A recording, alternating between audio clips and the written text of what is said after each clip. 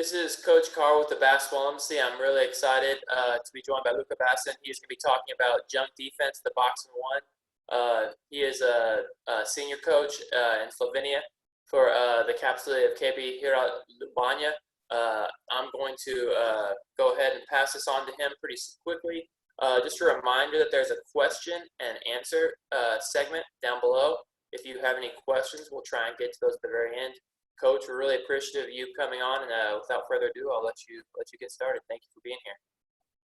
Thank you very much to introduce me. First of all, thanks to Basketball Embassy to invite me here to talk.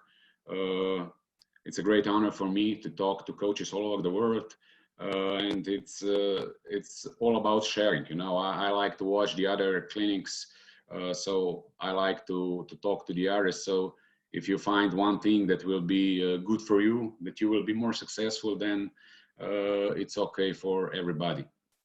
So one more time, thanks for inviting me here.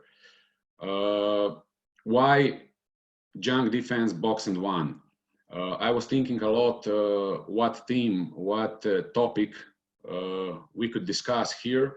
And I was looking for a topic that was not discussed a lot during last 2 months, let's say, or 2.5 months with all those international clinics. And then one day I talked with my friend, also basketball coach here in Slovenia, and we talked actually about Ricky Rubio, Phoenix Suns player right now.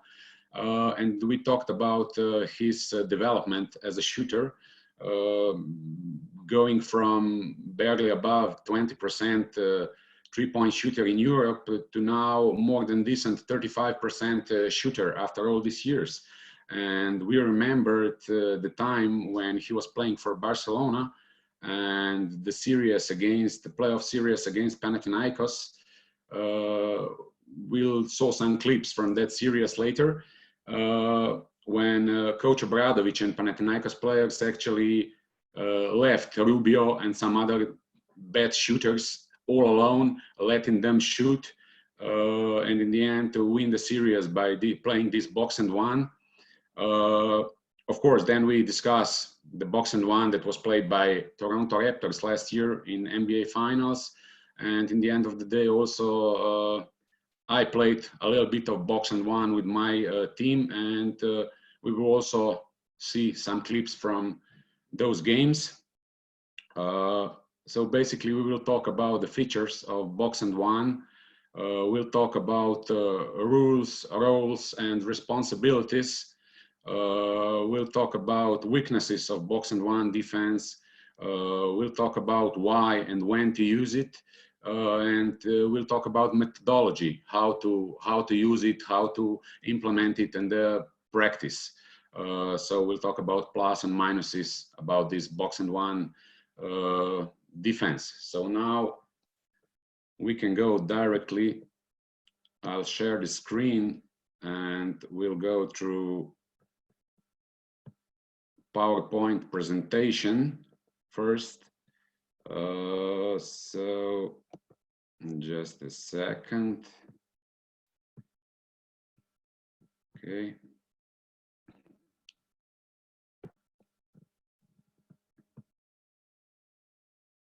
Good. So junk defense, box and one. The title is "You Can't Go Bankrupt Because of It, but You Can Hit a Jackpot with It." So I strongly believe that junk defense, box and one, it is good, and it's okay if you have it in your repertoire. So now some features about junk defense, box and one. As you see here, it's 4 players staying in zone, 1 player chasing the best player in man-to-man, trying to cut him off the ball. We can be in box and one, we can be in diamond and one, rhombus and one. So each player guarding territory. Here is in both this alignment, there is gray zone, which is questionable, in the most dangerous zone, considering opponent getting the ball into this zone. So where he can create for all the players, and it's a kind of players in defense don't know who to cover it, but if communication is good, then everything is okay. So 4 players in matchup zone, and 1 chaser in man-to-man. Now, many coaches say, what do you play? Box and 1, diamond and 1, or rhombus and 1.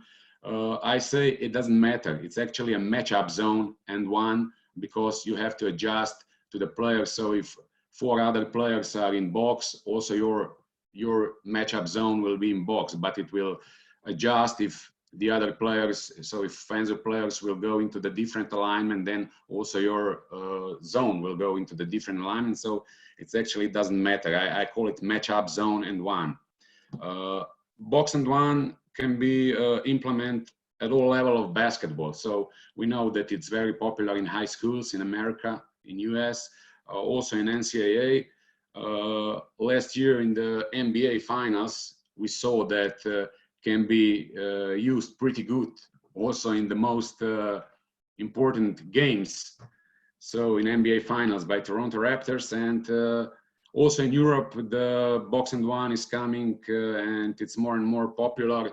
There was a team in EuroLeague, Alba Berlin, which used this box and 1 almost on regular basis in EuroLeague, and also some other teams use it. And I believe in future it will be more and more popular. There are a little bit differences between international box and 1, let's say, and NBA box and 1 for a simple reason. There is 3-second defensive rule in NBA. So no 3 seconds defensive rule in Europe. So in Europe, actually, we can play even much more tight defense. So we can really close the paint. While in NBA, you have to count also 3 seconds defensive rule. There are not just a few simple rules, but there are different rules with different adjustments. So box and 1 can be played on a variety of ways, depends on the coach's ideas.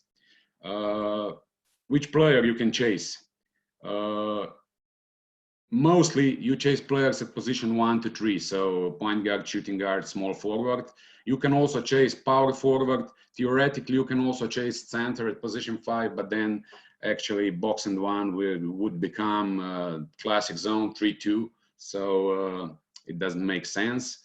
Box and 1, it's a big gamble, and gamble is the word that maybe you will hear it a lot during this lecture.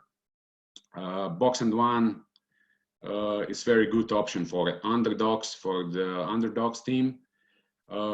Against who you play box and 1. So basically, you can use box and 1 against teams with 1 great offensive player, 1 player which is really a good scorer, who scores 30, 40, even more points, and you want to stop this player.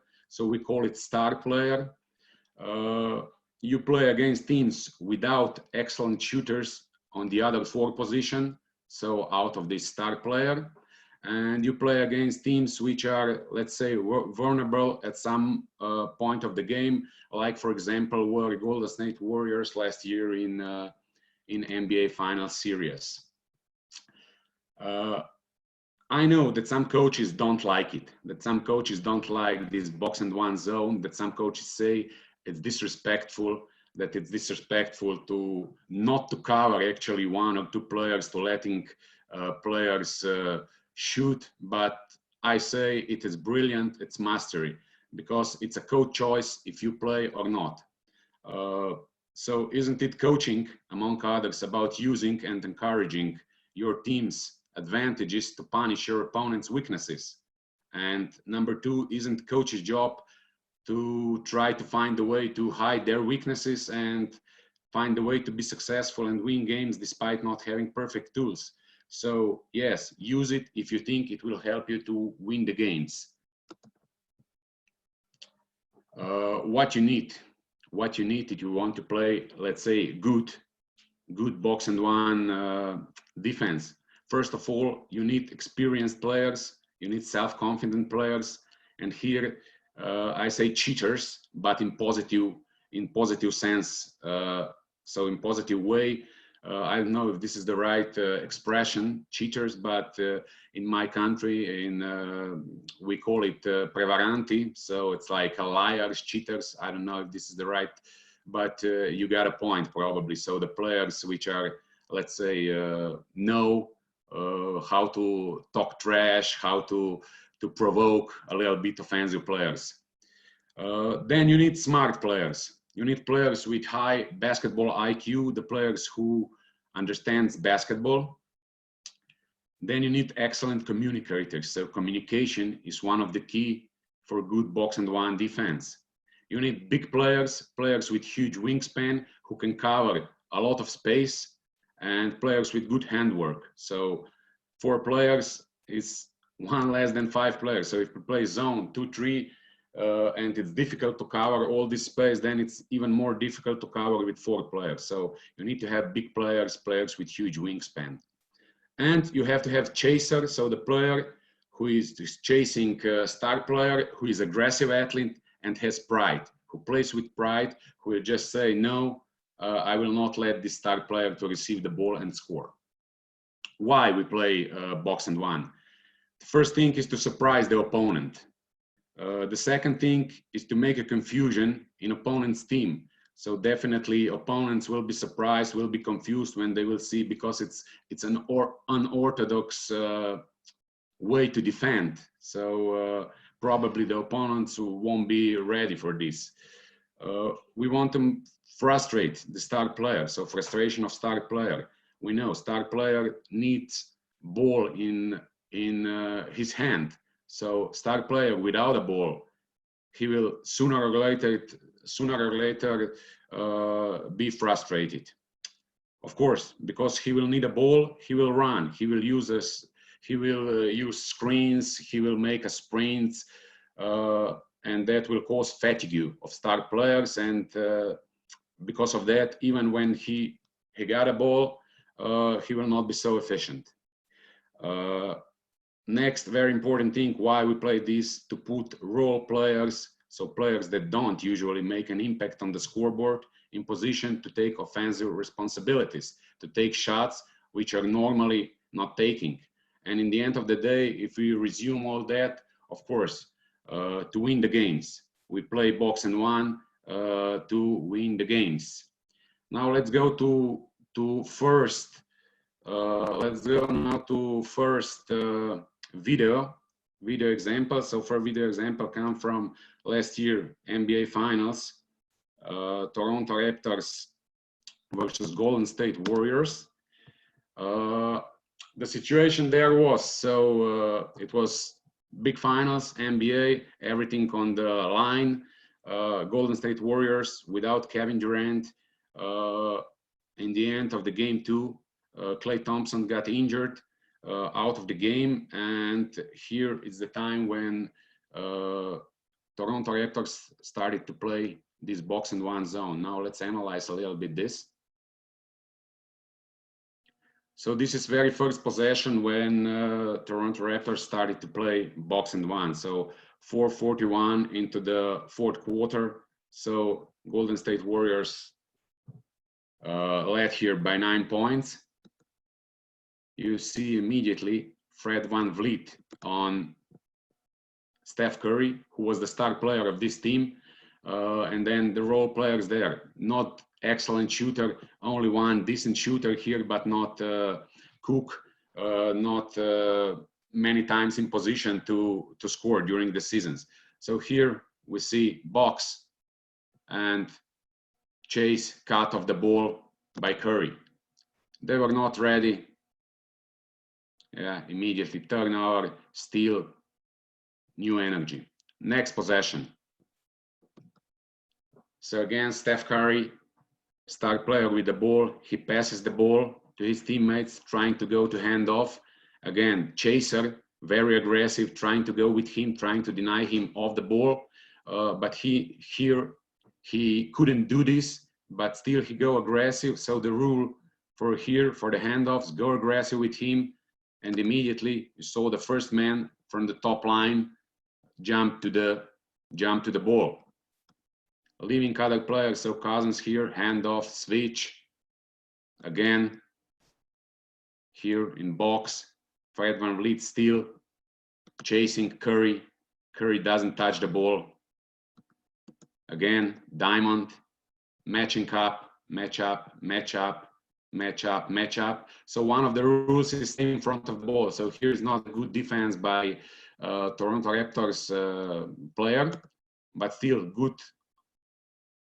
Yeah, tough shot in the last second. So mission accomplished. Next possession.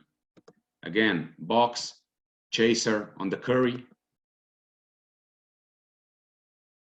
Here, Curry uses screen down.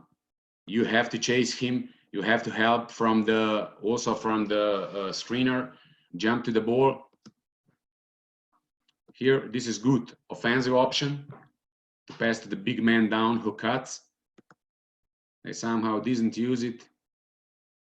And shot from the role player, no basket. So again, Curry didn't touch the ball. That's the main goal. Again, box, Fred VanVleet chasing Curry. See what they try to do. Staying, good handwork, good communication. Curry tried to use some screens here to get open, flare screens. No ball for Curry. Let's say bad shot by DeMarcus Cousins. Mission accomplished. Curry didn't touch the ball. Bad shot from the role player. Again, box, chasing Curry, matching up, handwork, communication, going under, on top, pick and roll, still chasing Curry. Here you see, even if he get a ball, there will be jump to the ball immediately from the passer, and chaser is very aggressive on him. So even Curry received the ball, there will be immediately two players on him, but he didn't. So again, good defense, no basket. Next defense. Now Curry with the ball, chaser on him, aggressive, other players in box, but everybody watching Curry, so everybody ready to adjust, to jump to the ball, to stop Curry if chaser has a problem. See here, Pascal Siakam immediately goes, forces Curry to pass the ball to the other players. Again, chasing Curry. Bad shot, so no ball for Curry. Shot from the role player. Next. See, again, box, chasing Curry. No ball for Curry. Good drive, but in the end, turnover. Okay, now let's go. This was game 2. Now it's game 4. Again, Klay Thompson on the court. Offensive rebound, that's where box and one is vulnerable. So you have to box out even more. So again, Fred VanVleet chasing Curry, no ball for Curry. See, box, matching up, matching up, matching up, matching up. See, transformation to diamond, match up, match up, match up, match up, no ball for Curry. Post up, tight defense, bad shot over hands, no basket. Again, game 4. No ball for Curry. Now, this is the gray area I talked about in the beginning. So defense should prevent getting the ball into this area because from here, the player can create like he did now. Pass to the Cook, decent shooter, but he didn't score because he was not many times in position to score. So he was just a role player. So that's one of the things that we talked about. Still, now we are in game 6, so last game, that ball. Now here, see the good example, small detail. Pascal Siakam was taking care of Steph Curry here. He for a second loses vision of him, but then he finds him and sprint immediately to him, and Toronto has time to implement box. Here another interesting detail, because it's better for Danny Green to be down and Kyle Lowry to be up. In the time when they were cutting, they also switch positions. So because it's better that big players are staying down and small players perimeter staying up.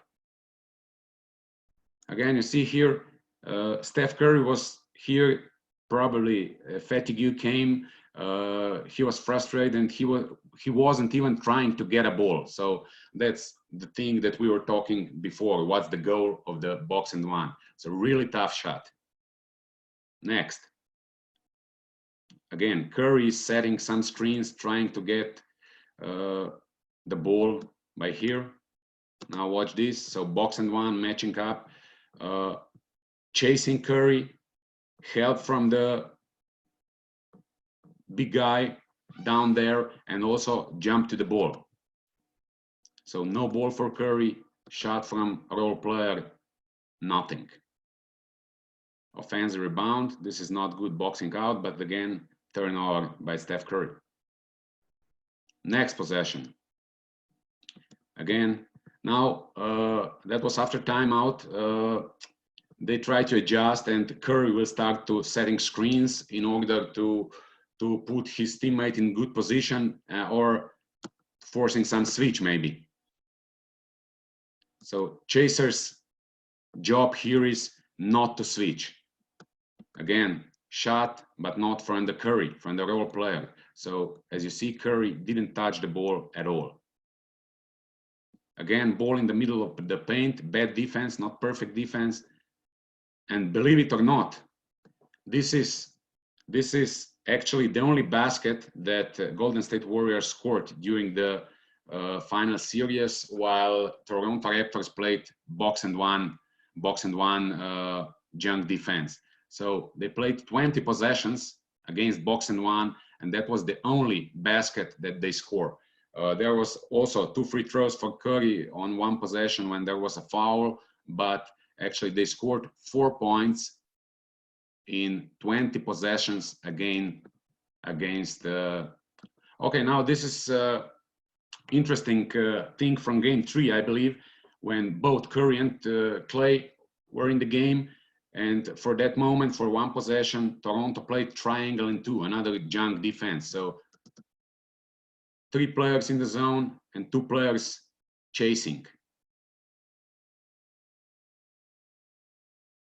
See, again, 3 players in the zone, shot from 9 meters. So as we see, in the end, Toronto Raptors were successful. They won NBA championship. They really did a good job in those possessions.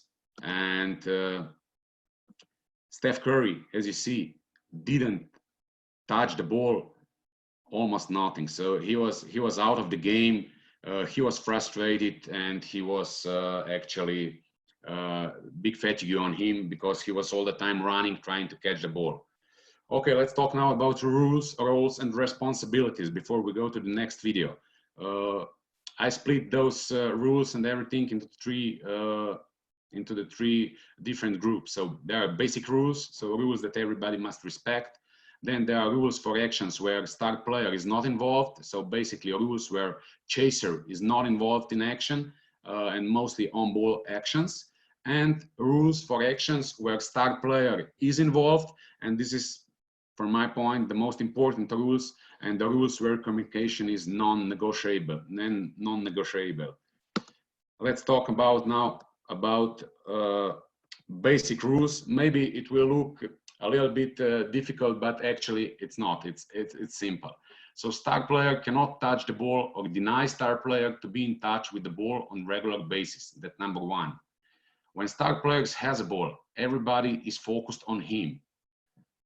Chaser takes care only of star player, so he doesn't care what's going on any part of the court with the ball if there is no star player involved in this action.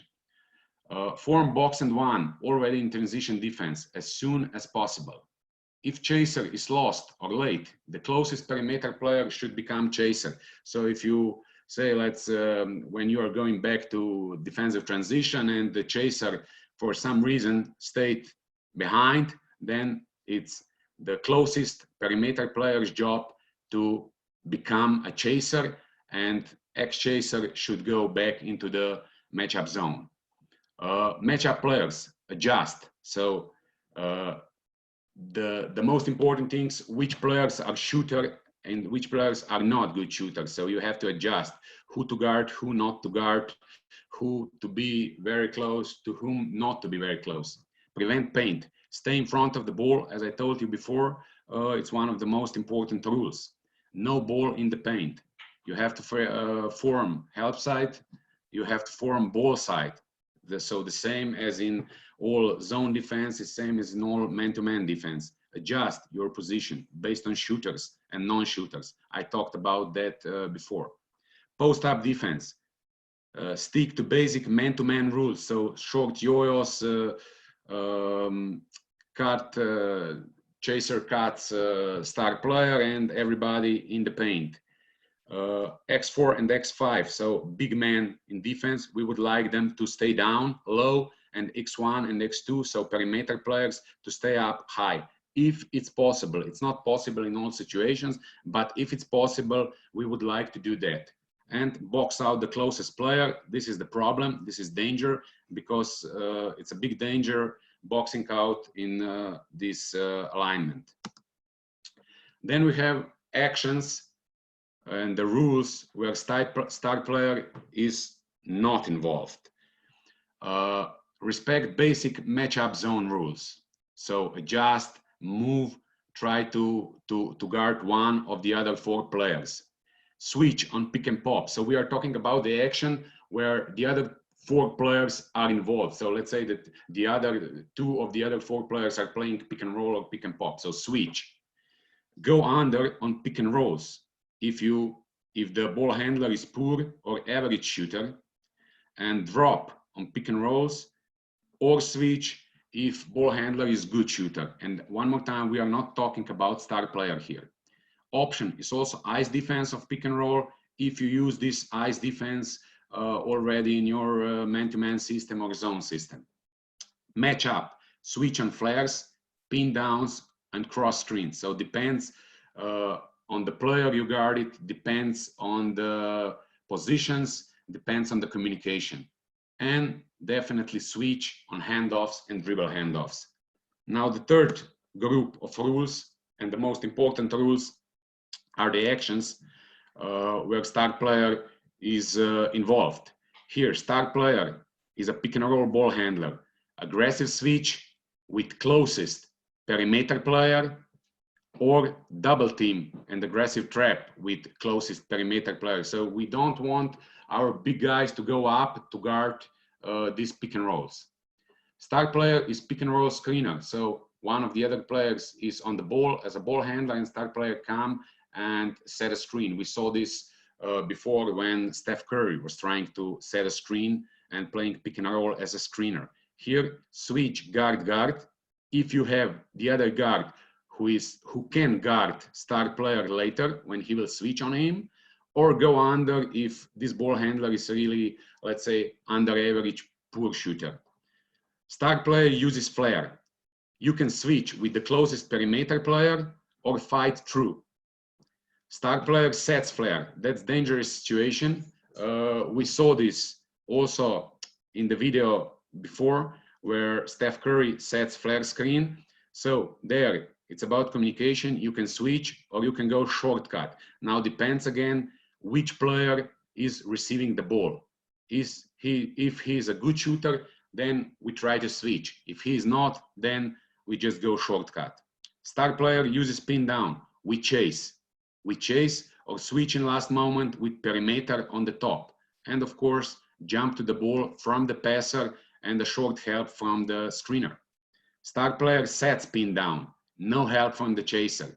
So there is option switch with other perimeter players, but here I recommend no help from chaser. Just take care of the star player. Star player sets cross screen. No help from the chaser. So again, if let's say that star players go down, sets cross screen for a big man, chaser does not help. So it's a big man job in defense to go through screen, to fight through this cross screen and to take care of the big man down. So no help from the chaser. Star player goes to hand off with big man close to baseline. Chase or deny on the baseline, go short blitz. Star player goes to handoff with perimeter on the top, aggressive switch, or double team. We saw before when Curry went to handoff and there was aggressive double team, so force star player to pass the ball from him, not to have the ball in his hands. Now let's go to the second video. It was year 2011 in EuroLeague, Panathinaikos versus Barcelona. Quarterfinals, the winner goes to Final Four.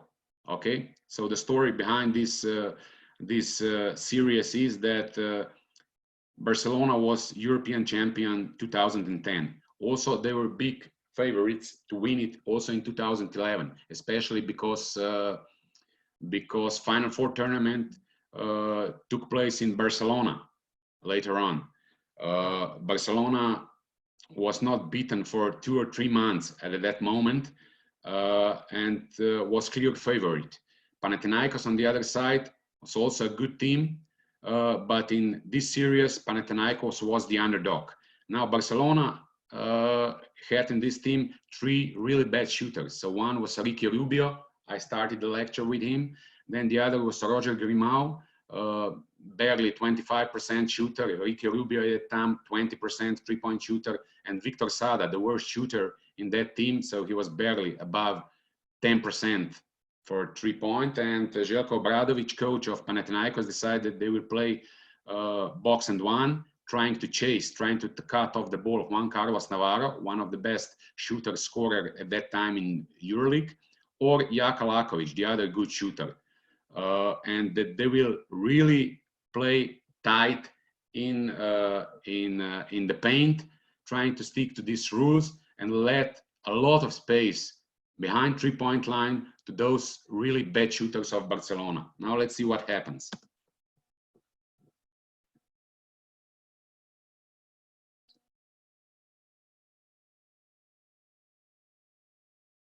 Okay, so box and one or diamond and one, and Nick Calates chasing Juan Carlos Navarro. Also, Panathinaikos was lucky enough that they had 3 or 4 players who can be good chasers. So they have Romain Sato, they have Dimitris Diamantidis, they had Nick Calates. So here you see frustration already with Navarro.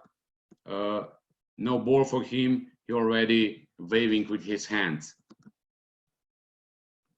Now this is not good. Ricky Rubio, one of the rules is to stay in front of the ball. Ricky Rubio here beat the box. Navarro with the ball. So what we say, when the ball is in the hands of the star player, everybody is looking him, everybody are ready to jump to the ball, to push him to pass the ball.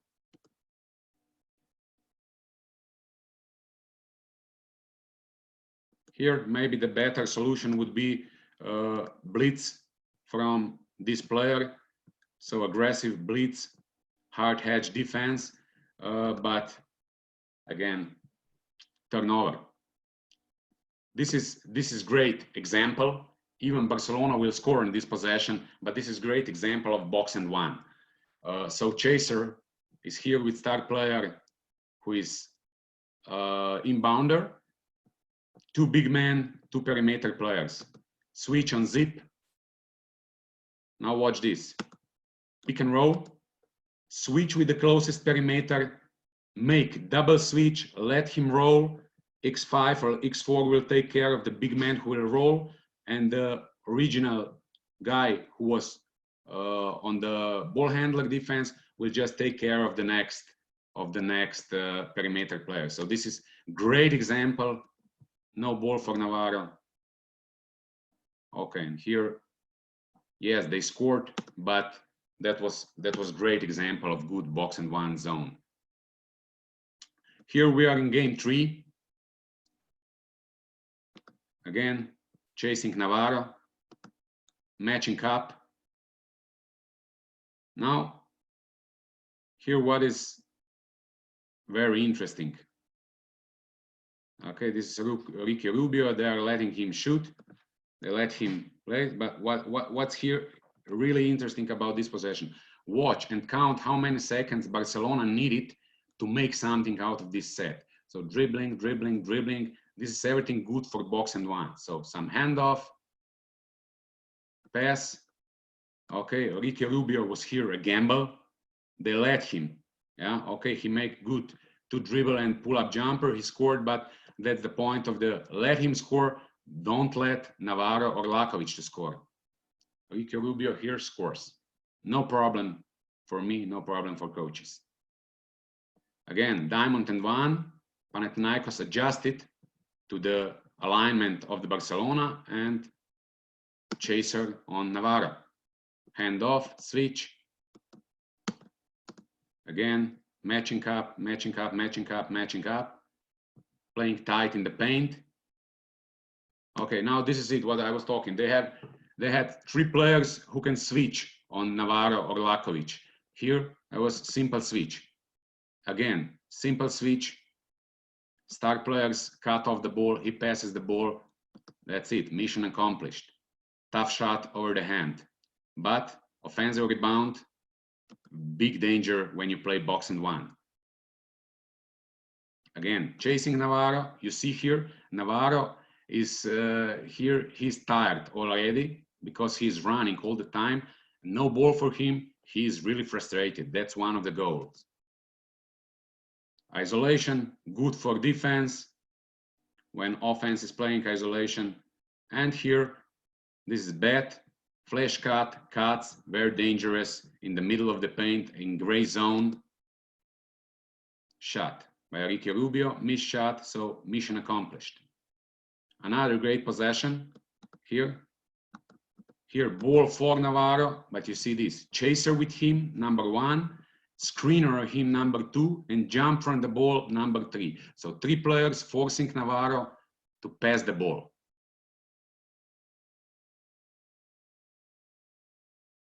Again, shot from the player who could shot, but no basket. Next, again, box, chaser. Here is Jaka Lakovic, star player. Drew Nichols on him. Now watch this, the same. Chaser aggressive with him, jump to the ball, and also from the screener, so first perimeter player. So again, three players on the star player. Don't care if somebody else will score. Here, offensive foul, that's good. Again, box and one. Now here Navarro is looking to screen somebody in order to switch or to be then alone or to make some mismatches. That's a great idea, using elevator screen doors. But again, as you see, chaser aggressive on him and jump to the ball. No way the troll player can score from here.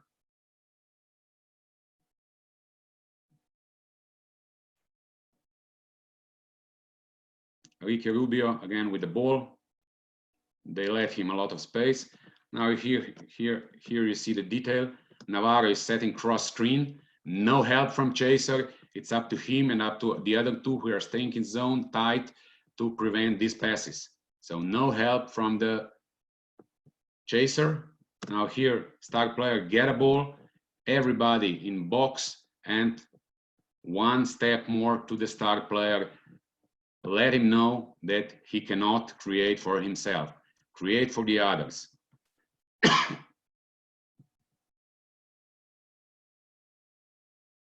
Again, box and one. Aggressive double team on handoff. Now Ricky Rubio, again, big gamble. And now, I told you Ricky Rubio was 20% three-point shooter at that time in EuroLeague. And this particular game, he went 4 out of 5 for 3-point. But Barcelona lost that game and Panathinaikos in the end advanced to the Final Four. So actually, mission was accomplished, but Ricky Rubio had a good game, one of the best games during his career in Europe, but Juan Carlos Navarro and Jaka Lakovic didn't play good because of this defense. Some more examples here. Again, no ball for star player, handoff, and here 1-2 players, short blitz, aggressive double team. Here it was foul, but that's good. That's good for defense. Pick and roll, switch. You see the communication between Diamantidis and big guys. Chasing, no ball for Lakovic or Navarro. Here you see another, that's Roger Grimau, non-shooter, totally alone, letting him shoot. Let him shoot. That was the tactic of Panathinaikos. Okay, now let's move on. We have a few more things to discuss when we talk junk defense, box and one. So we were discussing rules, roles, and responsibilities. Many of these you saw now on the video clips. Now, what time of the game we play box and one? Here is a good picture, good photo. So fourth quarter, 2:13 till the end. NBA Finals, game 2. Okay, so we can play whenever. In EuroLeague this season, we had Alba Berlin team, which played box and one on a regular basis. And sometimes they start a game with box and one. Sometimes they put it box and one on second, sometimes in third quarter. But if you ask me, the best way, the best time to implement it on the court is the end of the third quarter or beginning of the fourth quarter. Very good time is after timeouts or at the beginning of the quarters. You play this box and one, I believe, in stretches of 5 to 2 minutes, not more. So stick with this. No, don't give up. If they score on the first or second possession, stick with it at least 2-3 minutes, yeah, but not more than 5 minutes. Okay, you can stay if you see that opponents have big problems, then you can stay even more minutes. And the best way to implement it in your game, for me, it's playoff games, serious. Why? Serious playoff games are the battles of the staff, battle of coaches. So coaches want to outsmart one to the other, okay? So it's not coincidence that Raptors played box and one in game 2, game 4, and game 6. And Panathinaikos played box and one in game 1 and game 3. So very simple. You play box and one, you surprise, you make confusion. Then opponents have time to analyze and get ready to prepare for the next game. Next game, you don't play. Then next game come, they're probably not analyzing anymore. They were, let's say, forgetting some rules that they put for the previous game. You play again. After that game, the opponent will analyze again. You don't play the next game. So coaches, battles, which will outsmart the other coach, okay? What are the weaknesses of box and one zone? For me, gamble. It's one weakness, but let's say you gamble every time in sport, in basketball, in all sports, even somewhere else. So gamble is one weakness. You could have troubles against prepared team, but then you have to be smart enough and you know when the opponent is prepared to you, and at that time you don't play it. It's bad rebounding position, so difficult boxing out position, so it's very dangerous that opponent will get some offensive rebound. So if you can, try to push your players to make good box out. Weaknesses is the middle of the paint. So when opponent makes flash cuts, when they follow, when ball comes into this gray zone in the middle of the paint, there is very danger. There is a lot of space at 3-point line. So now it's up to you. In the beginning, we said that we play against a team which we don't have good shooters, or let's say they don't have excellent shooters. especially on poor shooters, on under average shooter, even average shooter, or the other good shooters, which we try to put them into the position where they should shoot, and that's not their job in general. What's another weakness is when star players making screens, either flare, cross screens, pin down. There must be a good communication, and star players doing these screens can make a big confusion into this box and one defense. And of course, miscommunication in defensive transition. When your team is running back, it's one of the big weaknesses that you don't put this box and one on the court fast enough, and or some player is up instead of down, and vice versa, and then it's a big confusion. So that's another weakness of this defense. Okay, let's talk now about methodology. Simplicity is the key. Even that there are a lot of rules, but for me, believe me, when you implement this, it's, yeah, I say here yes and no. It's easy to implement, yes and no. But you know, for me, it's not so easy. But some teams, some coaches say it's easy. Now depends what you want. If you want to have good rules, successful box and one, then it's not easy. Then you have to work on it. Okay.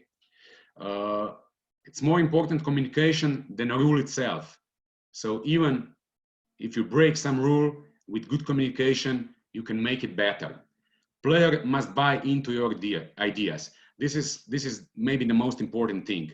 Players must buy into your ideas. You have to present your players' ideas of box and one. Player must believe that junk defense can be beneficial for your team. So show players video of another team using box and one. That's number one step.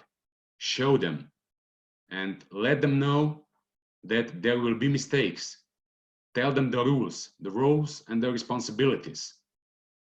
As I said, tell them that there will be mistakes, but can be mistakes on the star players. With good communication, we can make it better. Even if there is mistake, with good communication, we can repair it. How to implement it on the practices? I started with 4-on-4, basic 4-on-4 drills, actually as shell drill, that you play matchup zone. No star player at this drill at practice, and you just say to players, now let's play matchup zone, and offensive players, you are free to play. Next level is play 4-on-4 at practice, again without star player, just for communication of the other 4 players in box, but with specific rules and situation of the offensive player. So put the defense into position where they will have to guard top pick and roll, where they will have to guard side pick and roll, where they will have to guard handoffs. So different rules in different situation.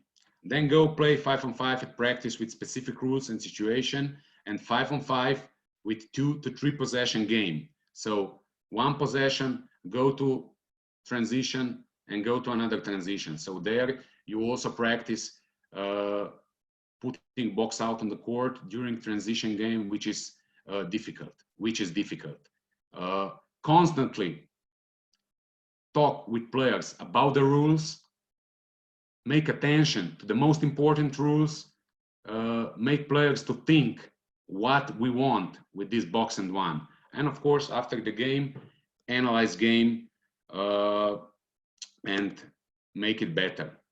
Okay, so we go to the last video here. We have time to see. I played some box and one this year with my team. Unfortunately, I was trying to save this box and one for the playoffs, but there was in the end no playoffs. So unfortunately, we didn't play it a lot.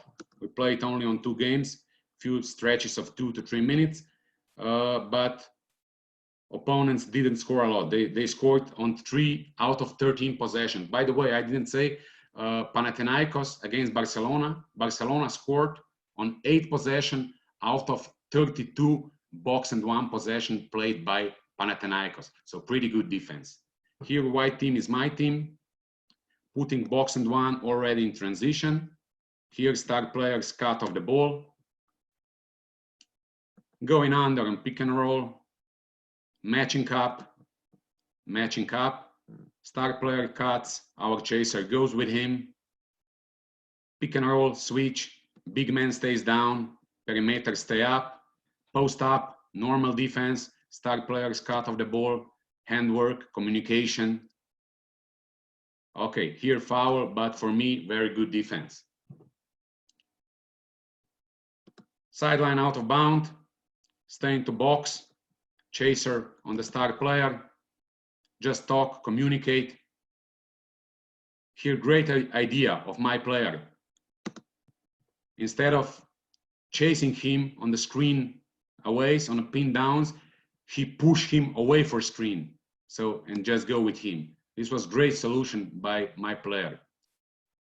Pick and roll, switch, drop to switch actually. They score here, but this is difficult basket. This is good defense for me. Chasing star player already in offensive end. A little bit more aggressive box and one. Handwork, communication. See, box, chaser is here. See, this chaser touched the ball one time during this game, during these 4 minutes when we play. Going under, let him shoot. Yeah, he missed. But here, bad box out. We play on, pushing star player to pass the ball to the other players, and again, we are in box and one, forming ball side, help side, and deny ball to the chaser, to the star player. Tough shot, good rebound, move on. Next game we play, here we chase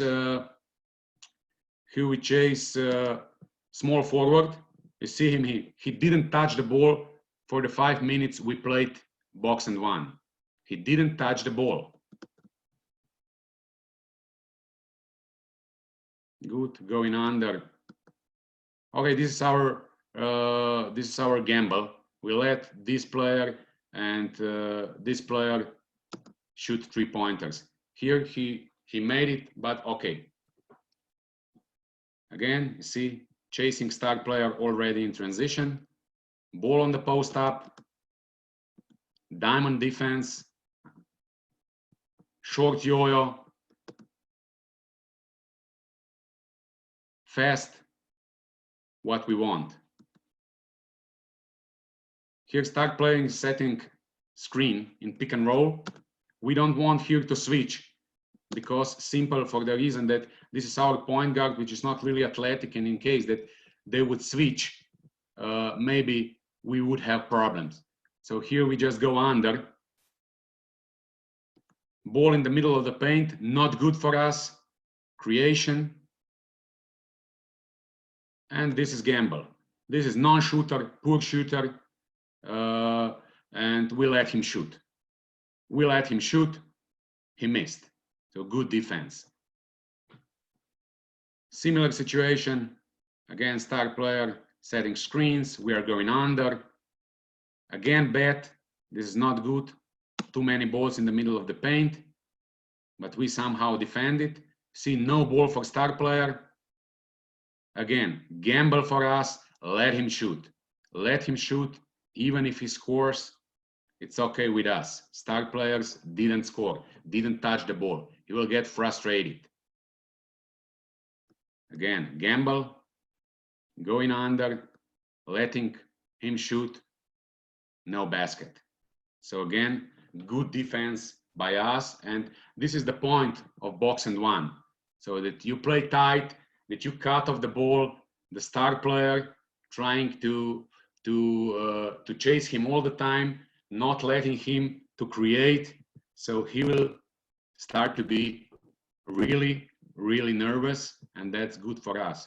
So as a conclusion, I'll just show you a last thing that I have here in my PowerPoint presentation. Conclusion. So think if amount of time you use it at practice is beneficial, effective for your team and for the feedback you get. So think about it. This isn't defense you should use every game. This defense, you should be used only against certain teams and at the right time. You won't use it a lot, but I guess you have to have it in your repertoire of defenses. And the last thing, the same as I started, it's a big gamble. You can't go bankrupt because of it, but definitely you can hit a jackpot with this box and one defense. That's all for me. Really, really good, Coach. The Twitter is awesome. I know I had two people asking for a way to contact you, so I appreciate that. Yeah. And then here's another question that was at: if the ball gets to the high post or the middle in general, whose responsibility is that?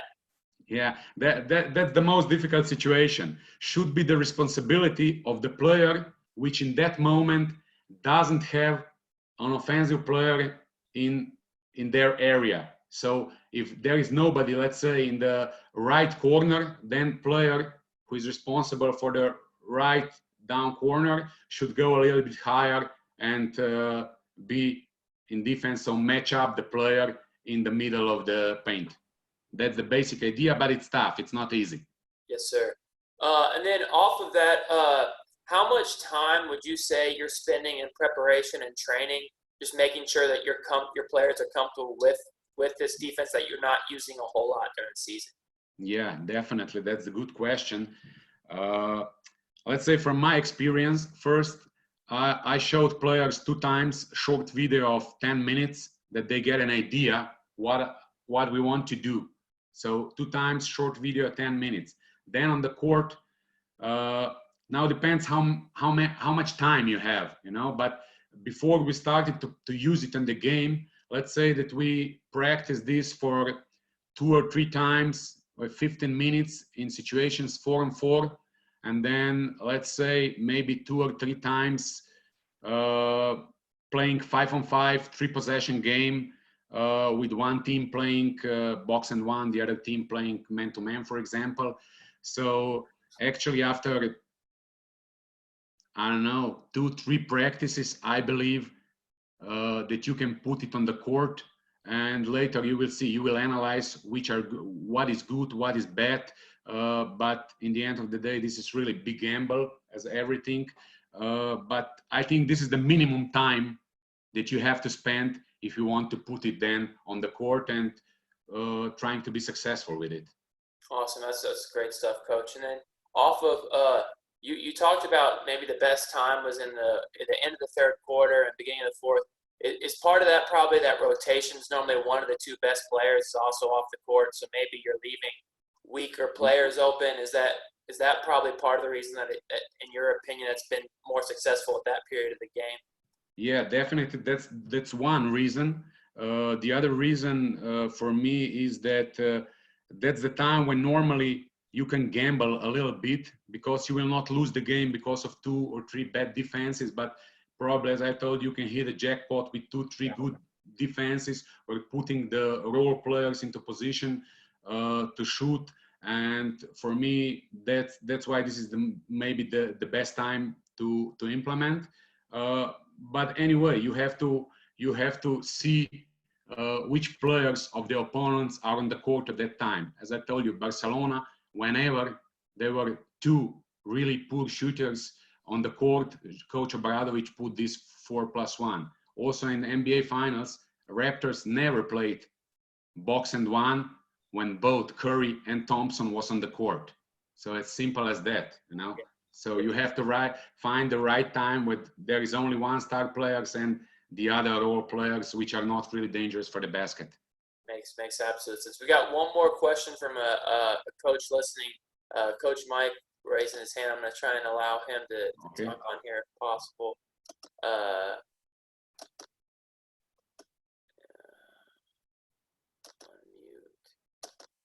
Well, it might not allow me to unmute.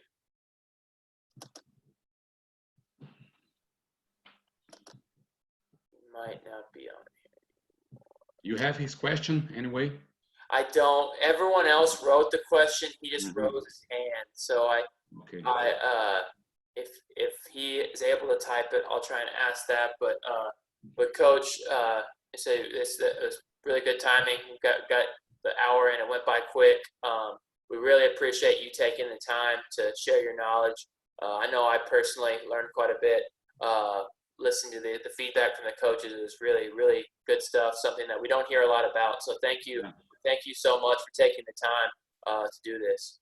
It's an honor to me. Thank you to inviting me here, and I really hope that attendees enjoyed this lecture, because I know I would be enjoyed if somebody else would talk about these tactical things as box and one defense, because it's unorthodox. So I believe they enjoyed, and nice to talk here, and everybody stay safe, learn more, and go back on the basketball court as soon as possible. Yes, sir. Yes, sir. Have a great one. Thank you so much for coming on. Thank you.